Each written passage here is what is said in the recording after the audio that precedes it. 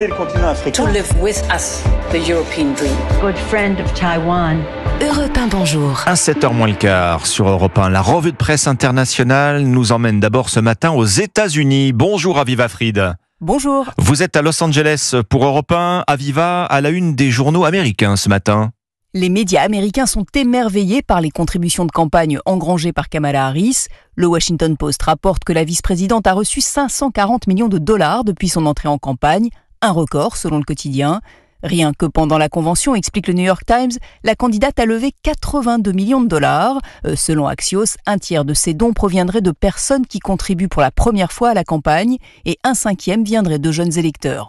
Newsweek compare les trésors de guerre de Kamala Harris et Donald Trump. L'ancien président n'aurait récolté que 138 millions de dollars en juillet, moins que ce qu'a fait sa rivale en une semaine, souligne l'agence AP. Barron's en profite pour rappeler que ce qui sera sans doute la campagne la plus chère de l'histoire est aussi une bataille entre milliardaires, des gros donateurs qui ont donné chacun plusieurs millions et qui espéreront certainement un retour sur investissement. Nous sommes maintenant au Liban avec vous Inès Gilles. Vous êtes à Beyrouth pour Europe 1, à la une de la presse libanaise ce lundi.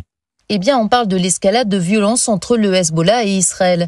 Le groupe chiite a lancé une attaque de grande envergure en tirant plus de 320 roquettes sur Israël, indique le média émirati Z-National.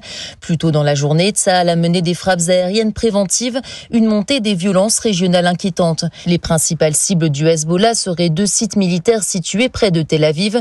Dans un discours hier, le chef du mouvement libanais, Hassan Nasrallah, a déclaré qu'il s'était abstenu de viser des cibles civiles, rapporte Al Arabiya.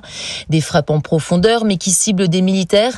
Le Hezbollah a ainsi cherché à marquer les esprits tout en évitant l'escalade. Selon l'Orient le Jour, le groupe chiite considère qu'il devait riposter après l'assassinat de son commandant en chef Fouad Sheker, mais il cherche aussi à éviter la guerre ouverte. Allez, on part enfin au Japon avec vous, Bernard Delattre, correspondant d'Europe 1 à Tokyo. Bernard, à la une ce matin des journaux japonais.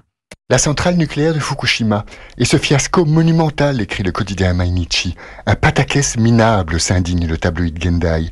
L'échec de la première tentative d'extraction de quelques grammes des 880 tonnes de débris hautement radioactifs qui s'entassent dans la centrale depuis l'accident de 2011. À cause d'un problème d'assemblage du robot que l'on comptait utiliser. Puisque les radiations sont telles dans les réacteurs qu'aucun humain ne peut y pénétrer, il mourrait dans la minute, explique le Tokyo Shimbun. Le quotidien conservateur Yomiuri, le plus lu du pays, somme l'opérateur de la centrale d'être à la hauteur de ses responsabilités immenses, car tout retard pris dans le retrait des débris diffère le début du démantèlement des réacteurs.